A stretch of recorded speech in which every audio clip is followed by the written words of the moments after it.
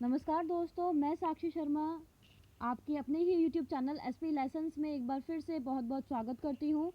Friends, आज की जो वीडियो है उसमें हम आपके साथ बात करने वाले हैं international nurses day and a celebration for women in mathematics. ये जो दोनों ही इवेंट हैं ये स्पेशली 12 मई यानी कि 12 मई को इनको सेलिब्रेट किया जाता है। तो इन्हीं के बारे में डिटेल में आज की वीडियो में हम आपके साथ डिस्कस करने वाले हैं। तो जैसे कि यहाँ पर दो पिक्चर्स हैं। फर्स्ट पिक्चर में आप देख सकते हैं कि इंटरनेशनल नर्स डे, और सेकंड पिक्चर जो है यहाँ पर इसमें आप एक फ़ोटो देख सकते हैं। तो ये फ़ोटो किनकी है? ये है मरियम मिर्ज़ा खानी। इनके बारे में हम डिटेल में आगे आपके साथ बात करने वाले हैं। तो सबसे पहले हम देख लेते हैं अंतर्राष्ट्रीय नर्स दिवस के बारे में। तो फ्रेंड्स, अंतर्राष्ट्रीय नर्स दिवस के बारे में संपूर्ण तरीके से जानकारी लेने से पहले नर्स जो ये एक शब्द है हमारा, इसका फुल फॉर्म हम किस तरीके से बना सकते हैं? एन से यानी कि नॉबिलिटी, यू से अंडरस्टैंडिंग, आर से रिस्पॉन्सिबिलिटी, एस से सिंप्लिसिटी और ई से एफिशिएंट। यानी कि नर्स जो कि एक तरीके से अगर हम बोलें डॉक्टर की हेल्प करती हैं, एक तरीके से उनका राइट हैंड होती हैं पेशेंट की केयर करने के लिए, उनको अंडरस्टैंड करने के लिए, उनकी जो सिचुएशन होती है, सर्कमस्टेंसेस होते हैं, उनको स्टेबल करने के लिए। तो यहाँ पर नर्स का जो फुल फॉर्म है वो बहुत ही अच्छे तरीके से दिया हुआ है, यानी कि नॉबिलिटी की जो उनमें बिहेवियर होता है, अंडरस्टैंडिंग, रेस्पॉन्सिबिलिटी, सिंप्लिसिटी और एफिशिएंट। डॉक्टर्स के साथ साथ अगर हम नर्सों की बात करें तो नर्स जो होती हैं उनका भी हमारे जीवन में एक काफ़ी इम्पॉर्टेंस है, या हम यूँ भी कह सकते हैं कि हमें ज़िंदा रखने में नर्सों की जो है एक बहुत अच्छी भूमिका होती है।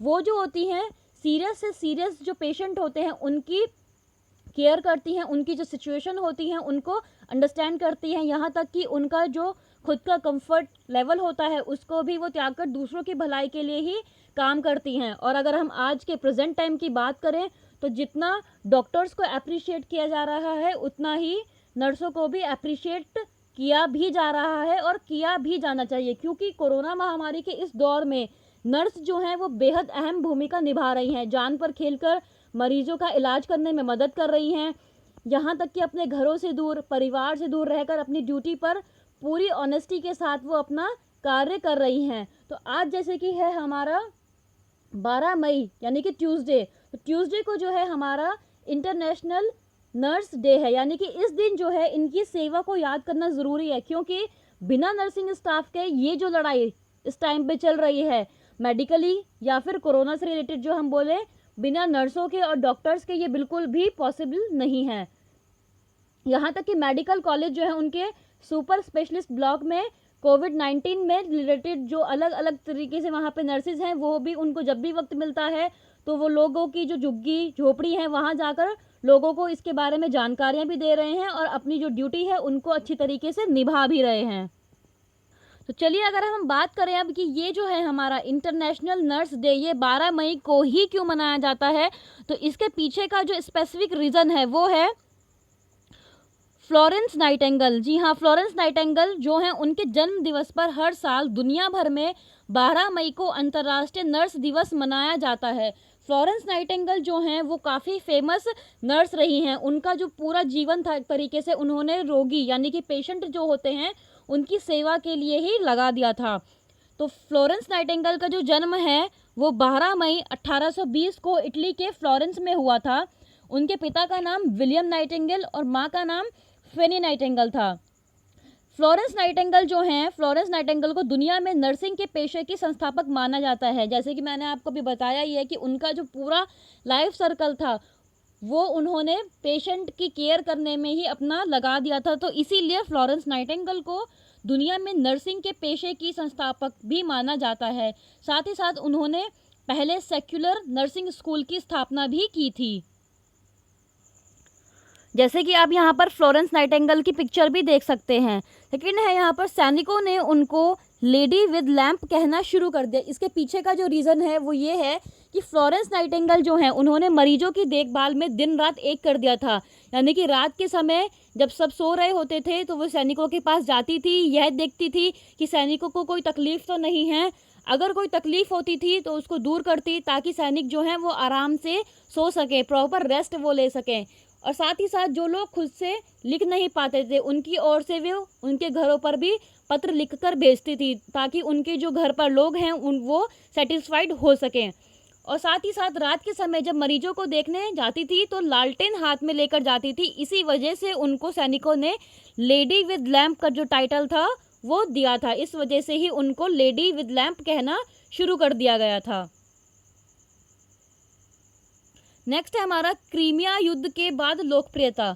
ये क्या है? क्रीमिया का जो युद्ध है इसका भी एक क्वेश्चन आपका एग्जाम में बन सकता है कि क्रीमिया का युद्ध जो है वो कब हुआ था। तो मैं आपको यहाँ बता देती हूँ, क्रीमिया का जो युद्ध है वो हुआ था 1854 यानी कि 1854 में क्रीमिया का युद्ध हुआ था।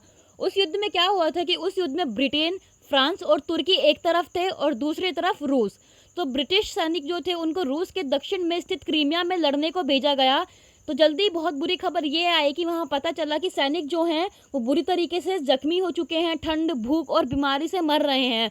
तो उन्हीं की देखभाल के लिए कोई वहाँ उपलब्ध नहीं था और जो वहाँ पर मदद थी वो भेजी जानी ज़रूरी थी। तो युद्ध मंत्री जो हैं वहाँ के सिडनी हर्बर्ट फ्लोरेंस को जानते थे। उन्होंने क्रीमिया में नर्सों का एक टीम बनाई और फ्लोरेंस को वहाँ पहुँचने के लिए कहा।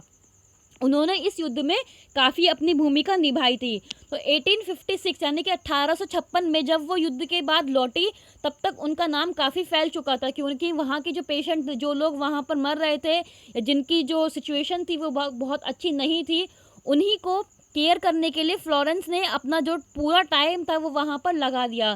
तो इसके बाद क्या हुआ, जब वहाँ से वो लौटी तो अखबारों में उनकी कहानियाँ छपी, लोग उनको एक नायिका समझने लगे। यहाँ तक कि रानी विक्टोरिया ने खुद पत्र लिखकर उनका शुक्रिया अदा किया था। बात करें अगर हम सितंबर 1856, तो उसमें रानी विक्टोरिया से उनकी भेंट भी हुई थी। उन्होंने सैन्य चिकित्सा प्रणाली में सुधार पर चर्चा भी की थी। इसके बाद बड़े पैमाने पर सुधार हुआ। सेना ने डॉक्टरों को प्रशिक्षण देना शुरू किया, अस्पताल जो थे उनको क्लीन किया गया और सैनिकों को बेहतर कपड़ा, खाना और देखभाल की सुविधा भी उनको दी गई। साथ ही साथ लंदन के जो सेंट थॉमस हॉस्पिटल है उसमें 1860 में Nightingale training school for nurses खोला गया। न सिर्फ वहां नर्सों को प्रशिक्षण दिया जाता था बल्कि अपने घर से बाहर काम करने की इच्छुक महिलाओं के लिए नर्सिंग को सम्मानजनक करियर भी बनाया गया। तो क्रीमिया का जो युद्ध था उसके बाद उनको काफ़ी लोकप्रियता मिली थी। एक तरीके से वो सेलिब्रिटी के रूप में उनको वहाँ पर लोग जाने लगे थे। नेक्स्ट है नर्सों के लिए पहला हॉलमार्क ग्रीटिंग कार्ड। नर्सों के लिए जो पहला हॉलमार्क ग्रीटिंग कार्ड है वो 1992 यानी कि 1992 में शुरू हुआ। तो पहला विश्व युद्ध जो था, पहले विश्व युद्ध के दौरान ब्रिटिश रेड क्रॉस ने करीब 6000 नर्सों को तैनात भी किया था। नेक्स्ट है यहाँ पर राष्ट्रीय फ्लोरेंस नाइटिंगेल पुरस्कार। ये जो पुरस्कार है ये क्यों दिया जाता है? तो नर्स जो होती है, नर्सों की सराहनीय सेवा को मान्यता प्रदान करने के लिए भारत सरकार के परिवार एवं कल्याण मंत्रालय ने राष्ट्रीय फ्लोरेंस नाइटिंगेल पुरस्कार जो है इसकी शुरुआत की थी। ये जो पुरस्कार है ये प्रत्येक 12 मई को दिए जाते हैं और ये जो है हमारे जो देश के राष्ट्रपति होते हैं उनके द्वारा नर्सों को ये ऑनर दिया जाता है। बात करें अगर हम अब तक की, तो स्वास्थ्य एवं परिवार कल्याण मंत्रालय ने 1973 से अभी तक कुल 237 नर्सों को इस पुरस्कार से सम्मानित भी किया है। 1965 से अभी तक ये दिन जो है प्रत्येक वर्ष इंटरनेशनल काउंसिलिंग ऑफ नर्सेज द्वारा अंतर्राष्ट्रीय नर्स दिवस के रूप में मनाया जाता है। इंटरनेशनल काउंसिलिंग ऑफ नर्सेज नर्सों के लिए नए विषय की शैक्षिक और सार्वजनिक सूचना की जानकारी की सामग्री का निर्माण और वितरण करके इस दिन को याद करता है। यानी कि जो नर्सेज होती हैं उनका जो अब तक का एफर्ट्स है, जिस तरीके से वो पेशेंट्स की केयर करती हैं, उनको सिचुएशन को हैंडल करती हैं, उनको मान्यता देने के लिए, उनका ऑनर करने के लिए 12 मई को ये जो अवार्ड है राष्ट्रीय फ्लोरेंस नाइटिंगेल पुरस्कार राष्ट्रपति के द्वारा ये दिया जाता है। ये जो पुरस्कार है फ्लोरेंस नाइटिंगेल पुरस्कार, इसमें 50,000 रुपये कैश, एक प्रशस्ति पत्र और मेडल जो है वो उनको ऑनर के रूप में दिया जाता है। तो फ्रेंड्स ये तो था हमारा इंटरनेशनल नर्स डे से रिलेटेड जो हमारी पूरी जानकारी थी। अब देख लेते हैं हम नेक्स्ट था हमारा a celebration for women in mathematics. तो उसके लिए हमारा जो स्पेशल है वो है मरियम मिर्ज़ा खानी। इनके बारे में हम डिटेल में देख लेते हैं। फ्रेंड्स, अगर हम ओवरऑल बात करें तो अक्सर जो मैथमेटिक्स सब्जेक्ट होता है इसको काफ़ी टफ सब्जेक्ट माना जाता है, विशेषकर लड़कियों को, क्योंकि लड़कियों को इस विषय से दूर रहने की सलाह दी जाती है कि ये तो बहुत टफ है, आप इसको नहीं कर सकते। लेकिन इस धारणा को यदि अगर हम मॉडर्न टाइम की अगर हम बात करें तो आधुनिक युग में किसी ने अगर गलत साबित किया है तो उसमें सबसे पहला नाम आएगा मरियम मिर्ज़ा खानी, जिनकी आप यहाँ पर पिक्चर भी देख सकते हैं। उन्हीं के लिए ये जो डे है आज का 12 मई का celebration for women in mathematics के लिए, यानी कि मरियम मिर्ज़ा खानी जो हैं उनके याद के लिए मनाया जाता है। मरियम मिर्ज़ा खानी जो हैं इनका जन्म 12 मई 1977 को ईरानी अमेरिकी गणितज्ञ और स्टेफन विश्वविद्यालय में भी ये गणित की प्रोफेसर रह चुकी हैं, और इनका जो जन्म था वो हुआ था 12 मई को, तो इसलिए 12 मई को इनका जन्म था, तो इसी के लिए आज का जो डे है स्पेसिफिक इनकी मेमोरी के लिए ये याद इनको किया जाता है। मरियम का जो जन्म है वो ईरान के तेहरान में हुआ था, और उनकी जो स्टार्टिंग की एजुकेशन थी वो ईरान से करने के बाद मरियम जो है वो गणित के क्षेत्र में उच्च अध्ययन के लिए अमेरिका के हार्वर्ड विश्वविद्यालय गई थी। बेसिकली तो इनका जो बर्थ ईयर है वो है 1977 और डेट है 12 मई। तो इनका जो जन्म है वो ईरान के तेहरान में हुआ था, और इनकी जो स्टार्टिंग की स्टडी थी वो इन्होंने और उसको मैथमेटिक्स के लेवल पे हाई करने के लिए उसके लिए ये अमेरिका का जो हार्वर्ड विश्वविद्यालय वहाँ पर चली गई थी। वैसे तो 1990 के दशक में अंतर्राष्ट्रीय गणितज्ञ ओलंपियाड यानी कि इंटरनेशनल मैथमेटिकल ओलंपियाड में गोल्ड मेडल जीतने के कारण उन्हें काफ़ी पब्लिसिटी मिल चुकी थी। उनकी एक जो गुडविल थी वो काफ़ी अच्छी क्रिएट हो चुकी थी, और ये सम्मान पाने वाली वो ईरान की पहली लड़की थी। मरियम मिर्ज़ा खानी जो हैं उन्होंने महज 37 वर्ष की आयु में गणित के क्षेत्र में नोबेल पुरस्कार के समतुल्य समझे जाने वाले प्रतिष्ठित फील्ड मेडल्स जो है इसको भी प्राप्त कर लिया था। और साथ ही साथ अगर हम बात करें तो सन 2008 से मरियम जो है वो स्टैनफोर्ड यूनिवर्सिटी में प्रोफेसर के पद पर भी कार्यरत थी, और इसके अलावा वो नेशनल अकेडमी ऑफ साइंसेज के लिए चुनी गई पहली ईरानी महिला थी। आपका एग्जाम में क्वेश्चन एक ये भी बनता है कि नेशनल अकेडमी ऑफ साइंसेज के लिए चुनी गई पहली ईरानी महिला कौन थी, तो उनका आंसर होगा मरियम मिर्ज़ा खानी। ये जो है नेशनल अकेडमी ऑफ साइंस, इसके लिए इनको पहली ईरानी महिला तो थी ही, साथ ही साथ ये जो संस्था है इस संस्था के पूर्व सदस्यों में Albert Einstein, Thomas Alva Edison और अलेक्जेंडर ग्राहम बेल जैसे विख्यात साइंटिस्ट जो हैं वो भी इसमें इंक्लूड हैं। सैद्धांतिक गणित में तो मरियम जो है उनकी विशेष दक्षता थी ही, साथ ही साथ उन्होंने बीजीय रेखा गणित में हाइपरबोलिक ज्यामिति, एरिथमेटिक थ्योरी एंड सिंपलिस्टिक ज्यामिति आदि क्षेत्रों में विशेष योगदान भी दिया है। यानी कि उनके जो कार्य हैं उन्होंने इस भ्रांति को भी तोड़ा कि गणित जैसे क्षेत्र में महिलाएं जो हैं वो विशेष योगदान नहीं दे सकती।